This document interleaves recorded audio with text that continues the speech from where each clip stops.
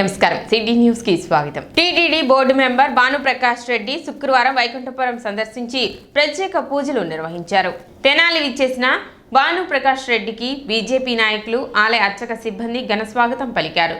స్వామివారికి ప్రత్యేక పూజలు నిర్వహించారు. అనంతరం ఆయన విలేకరులతో మాట్లాడుతూ గత జగన్ ప్రభుత్వం ఆలయాల ప్రతిష్టకు భంగం కలిగించేలా వ్యవహరించిందని, కూటమి ప్రభుత్వం వాటిని సరిదిద్ది ఆలయాలకు పూర్వ వైభవం తెచ్చేలా కృషి చేస్తున్నాయని అన్నారు.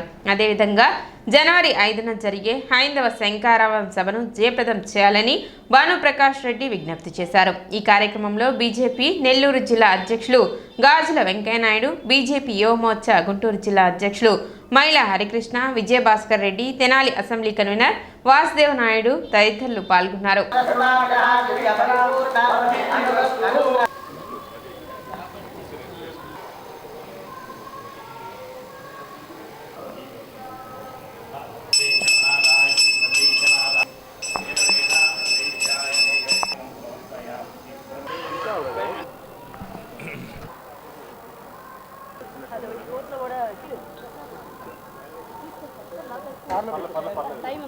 ఆంధ్రప్రదేశ్లో దేవాలయాలకి మంచి రోజులు వచ్చాయి. గత ప్రభుత్వంలో గుడిలో లింగాన్ని కూడా జగన్మోహన్ రెడ్డి ప్రభుత్వం మింగేయడం జరిగింది. దానికి ఉదాహరణ మొన్న తిరుమల తిరుపతి దేవస్థానంలో జరిగినటువంటి పరకామణి చోరీ సంఘటన. భక్తులు సమర్పించినటువంటి కానుకల్ని పరకామణి నుంచి దొంగలించినటువంటి వ్యక్తిని నియమ నిబంధనలకు వ్యతిరేకంగా లోక్ అదాలత్లో రాజీ చేసుకుని వందల కోట్ల రూపాయలు గత ప్రభుత్వం నుండి కొందరు పెద్దలు జోబులు నింపుకున్నారు. దాని మీద నేను ఒక ఎంక్వైరీ కమిషన్కి డిమాండ్ చేయడం జరిగింది. రేపు రాష్ట్ర డీజీపీ గారిని కూడా కలవబోతున్నాం. భారతీయ జనతా పార్టీ రాష్ట్ర అధ్యక్షురాలు పురంధేశ్వరి గారు కూడా దీని మీద ముఖ్యమంత్రి గారితో మాట్లాడి, ఎందుకంటేనే గత ప్రభుత్వం పూర్తిగా ఈ దేవాలయ వ్యవస్థల్ని నిర్వీర్యం చేయడం జరిగింది. జగన్మోహన్ రెడ్డి వచ్చిన తర్వాత కొన్ని వందల దేవాలయం నుండి విగ్రహాలపై దాడి జరగడం జరిగింది. చెయ్యి ముక్కు నరికివేయడం జరిగింది. పవిత్ర రథాలు దగ్నం అవ్వడం జరిగింది. ఆ పవిత్రతని తిరిగి మేము పునర్నిర్మించేదానికి ఈ ప్రభుత్వం మేము కంకణబద్ధులై ఉన్నాం. ఇప్పటికే సనాతన ధర్మం కోసం ఉప ముఖ్యమంత్రి పవన్ కళ్యాణ్ గారు కానీ, ముఖ్యమంత్రి గారు చంద్రబాబు నాయుడు గారు కానీ, మా పురంధేశ్వరి గారు కానీ మేమందరం ఈ దేవాలయ వ్యవస్థల్ని బాగుపరిచేదానికి మేము ముందుకు తీసుకుపోతున్నాం. ఖచ్చితంగా రాబో రోజుల్లో తిరుమల తిరుపతి దేవస్థానాల ఆధ్వర్యంలో హిందూ ధర్మ పరిరక్షణ కోసం మేము కృషి చేస్తాం. ఎట్టి పరిస్థితులను గత ప్రభుత్వంలో టీటీడీ నిధుల్ని దారిమళ్లించే ప్రయత్నం చేసింది. రాష్ట్రంలో ఏ దేవాలయంలో నుంచి కూడా ఒక్క రూపాయి కూడా ప్రభుత్వ ఆస్తులకు కానీ ప్రభుత్వ కార్యక్రమాలకు కానీ ఖర్చు పెట్టకూడదని చెప్పి మేము డిమాండ్ చేస్తున్నాం. రాబో రోజుల్లో దాని పరిరక్షణ కోసం మేము ఉద్యమిస్తాం. చాలా సంతోషం. ఏ విధంగా తిరుమలలో స్వామివారిని చూస్తే అనుభూతి వస్తుందో అదేవిధంగా ఇక్కడ ఈ వైకుంఠపురంలో కూడా ఆ అనుభూతి రావడం జరిగింది. తిరుమలలో కీర్తనలు ఆలపించేందుకు తెనాలి నుండి 108 మంది భక్తులు తరలి వెళ్లారు. శ్రీ వెంకటేశ్వర అన్నమాచార్య సంకీర్తన బృందం, సాయిరాం సంగీత కళాశాల ఆధ్వర్యంలో 108 మంది బాలబాలికలు, మరికొంతమంది గాయకులు తిరుమలకు వెళ్లారు. తిరుమల ఆస్థాన మండపంలో శుక్రవారం అన్నమయ్య కీర్తనలు ఆలపించనున్నట్లు నిర్వాహకులు కొండపి శ్రీనివాసరావు, లక్ష్మీ సునీత తెలిపారు.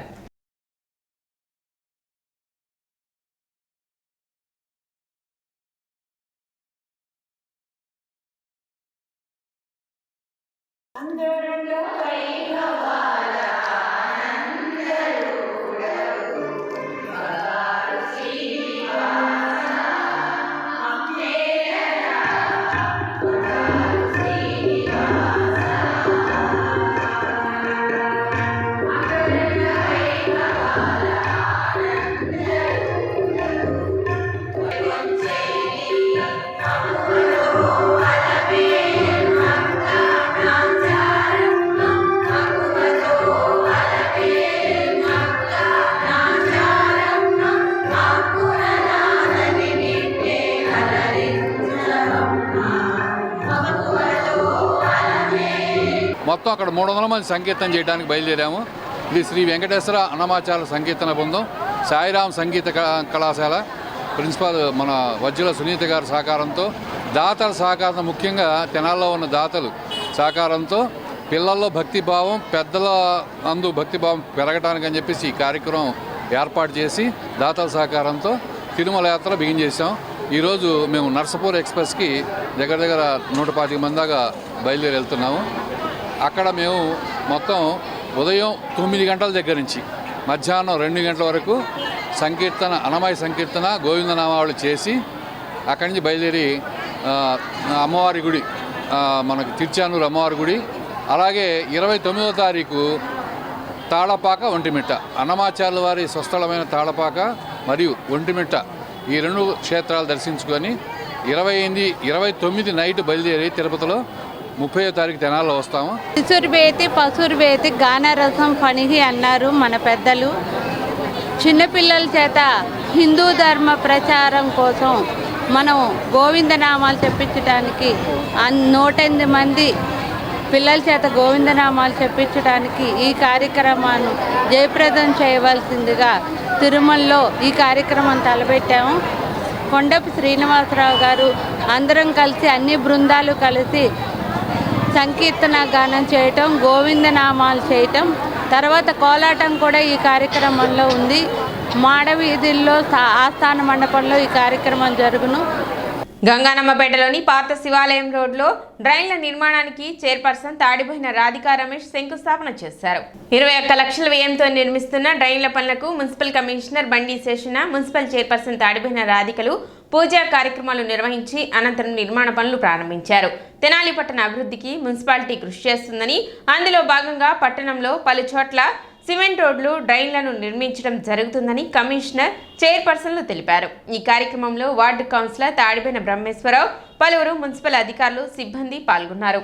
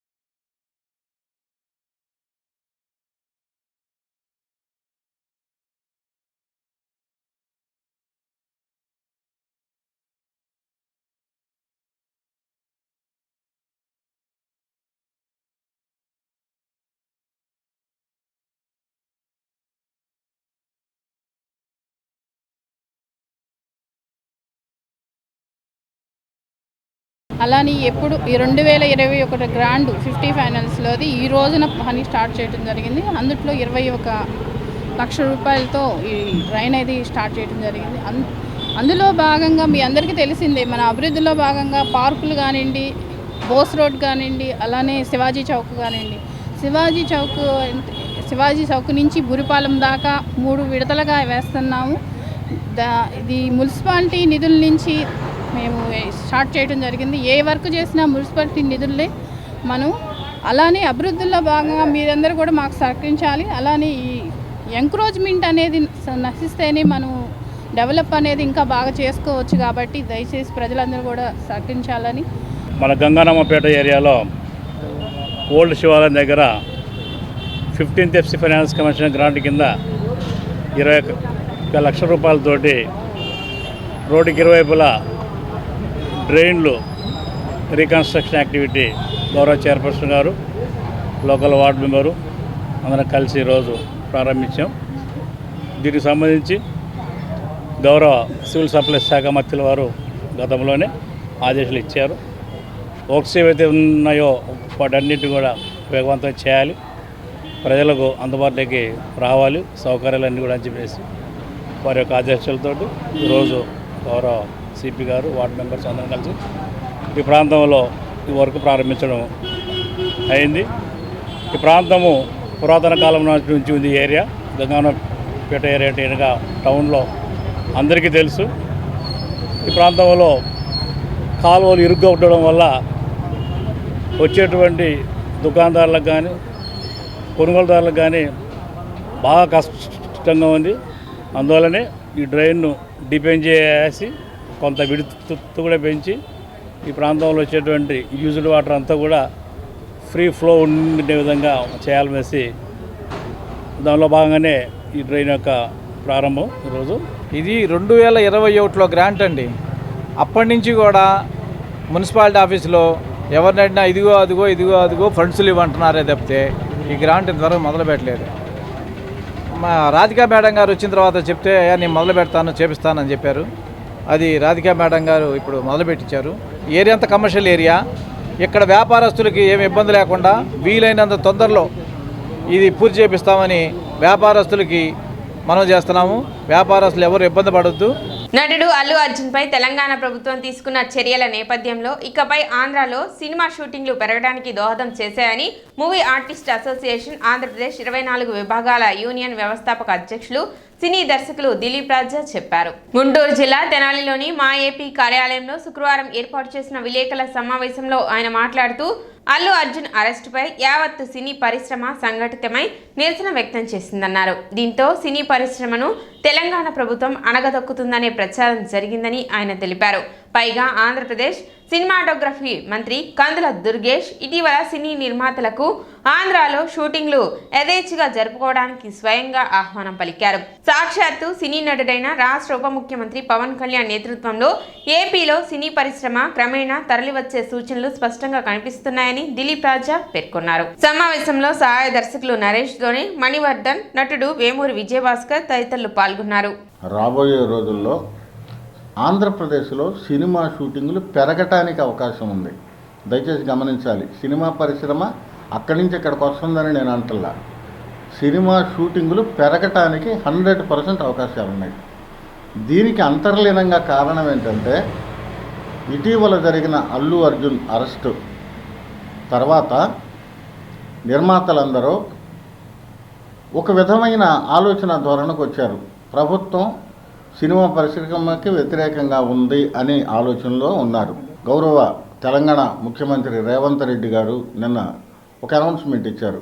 తెలంగాణలో బెనిఫిట్ షోలకి నేను అలౌ చేయను, తెలంగాణలో టికెట్ల రేట్లకి మేము పెంచము, అనుమతి ఇవ్వమని వెరీ క్లియర్గా చెప్పారు.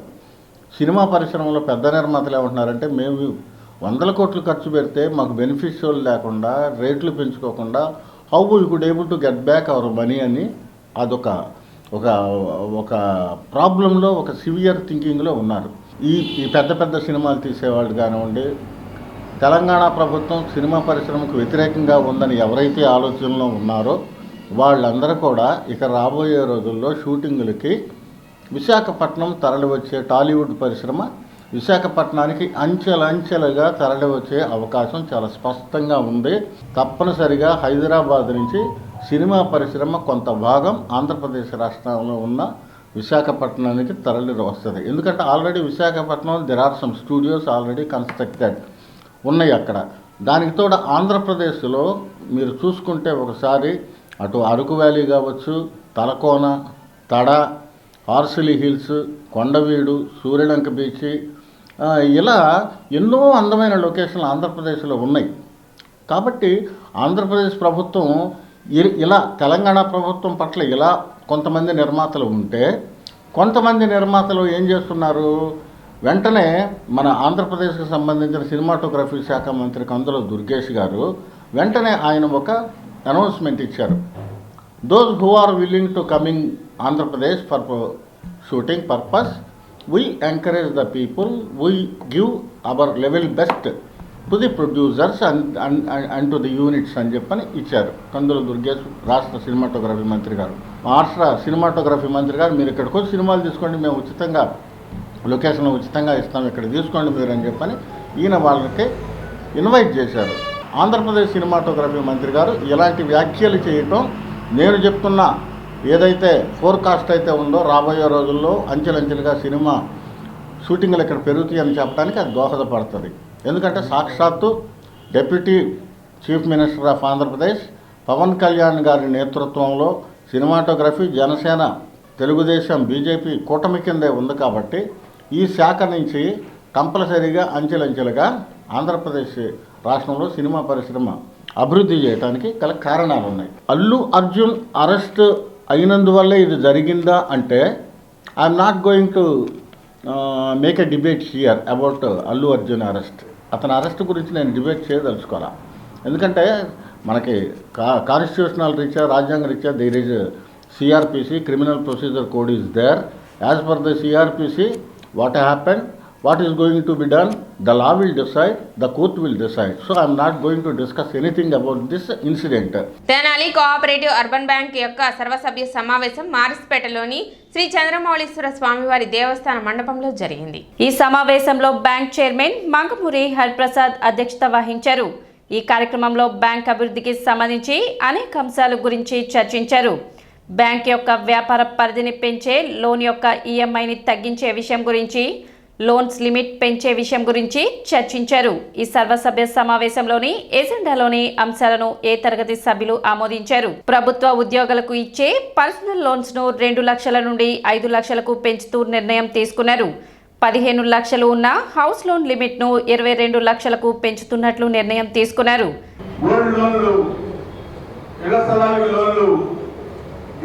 ఆర్బీఐ ఆపేసింది, బాగా అప్పుల్లో ఉంది, అప్పులేని రికవరీ చేయకుండా ఆపేసింది బ్యాంక్కి. ఆ చట్టంలో 5 కోట్ల నుంచి 7 కోట్ల దాకా అప్పులు ఉన్నాయి బ్యాంక్కి రావాల్సింది. మేము మా కమిటీ ఫుల్ బాడీ చేయించారు అప్పుడు రాజా గారు. ఆ కమిటీ ద్వారా మేము మాకున్న పొలిపడితో రాజా గారి మాకు ఇచ్చిన ఆశీస్సులతో మేము అప్పులు చాలా దాదాపు 5 కోట్లు వసూలు చేసాం 5 సంవత్సరాల్లో. బ్యాంక్ అభివృద్ధి చెందింది. 5 లక్షల లోన్ ఇచ్చేవడం వల్ల మేము 15 లక్షలు ఇవ్వగలిగామన్నాం. అదేవిధంగా మేము ఎంప్లాయీస్ కూడా 2 లక్షల లోన్స్ ఇచ్చే అవకాశం కలిగింది. అదేవిధంగా గోల్డ్ లోన్లు కూడా మేము ఎంత తీసుకొచ్చినా సరే లిమిట్ లేకుండా కూడా రైతు సభ్యత్వం రైతు కార్డు లేకుండా కూడా మేము గోల్డ్ లోన్ ఇచ్చేసాం ఆ రోజుల్లో. మనకి ఆ రోజు ఆల్పార్ రాజేంద్ర ప్రసాద్ గారు ఇచ్చిన కృషికి ఆ రోజు మరి చంద్రబాబు నాయుడు గారు సంక్షేమ పథకాలతో పాటు అభివృద్ధి చేసిన దానికి మా బ్యాంక్ చాలా అభివృద్ధి చెందింది. ముఖ్యంగా ఆల్పార్ రాజేంద్ర ప్రసాద్ గారు ఎమ్మెల్యేగా ఉన్నప్పుడు తెనాలి నియోజకవర్గాన్ని 300 కోట్ల పైనే మనకి తీసుకొచ్చి అభివృద్ధి పథకంలో మనకి అభివృద్ధి చేశారు. ఉదాహరణకి బ్రిడ్జిలే, మరి హాస్పిటల్, గవర్నమెంట్ హాస్పిటల్, మరి స్టేడియము, మరి అదేవిధంగా చిన్నావరి పార్కు, మరి నాకు తెలిసి 375 ఆపరేషన్స్ చేయించాడు ఆయన ఏదైనా సరే ఆరోగ్యశ్రీ కింద. మరి అదేవిధంగా ఆయన కొల్లిపన మండలంలో రోడ్లు వేయటం కానీ, కొల్లిపన మండలంలో జరగాల్సిన అభివృద్ధి పనులు కానీ, సంక్షేమ పథకాలు కానీ అన్నీ ఆయన చేయడం వల్లనే మేము ఈ రకంగా మేము ఆయన ఆశయంతో ఈ బ్యాంక్ మళ్ళీ మేము పట్టం కాబట్టి మాకు చెప్పాడు. 3 మంత్ కమిటీగా నేను చైర్మన్గా వేయటం, డైరెక్టర్ నాగేంద్ర గారిని వేయటం, అదేవిధంగా మా పార్టీ సీనియర్ కార్యకర్త శ్యామ్ గారిని వేయటం చాలా గొప్ప విషయం.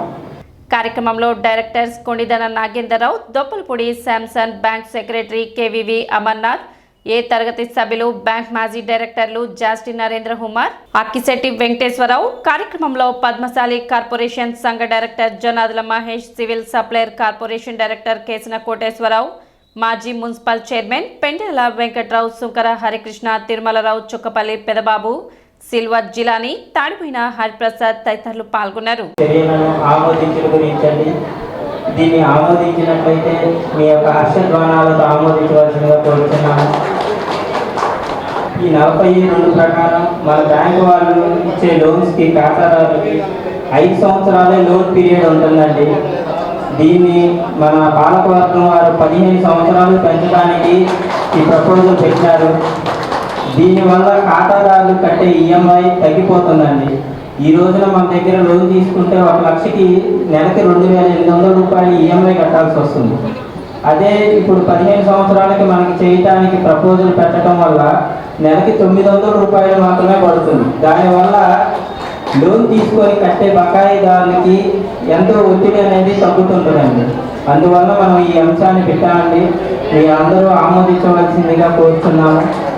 22 లక్షలు ఒక లారీకి రావు, అందుకని ఒక 50 లక్షలు నెక్స్ట్ అయినా కూడా మీరు పెద్ద పార్టీని కూడా కలుపుకోవాలంటే 50 లక్షలు ఇచ్చే విధంగా మీరు చేయవలసిందిగా కోరుకుంటున్నాం. మరి డిపాజిటర్లకు కూడా అవకాశం ఇవ్వండి. కొంచెం డిపాజిట్ చేసేవాడికి వడ్డీ ఎక్కువ, తీసుకునే వాడికి వడ్డీ తక్కువగా ఉండేటట్టుగా మీ పరిపాలనలో చేయవలసిందిగా కోరుకుంటూ సిటీ న్యూస్ ఇంతటితో సమాప్తం. నమస్కారం.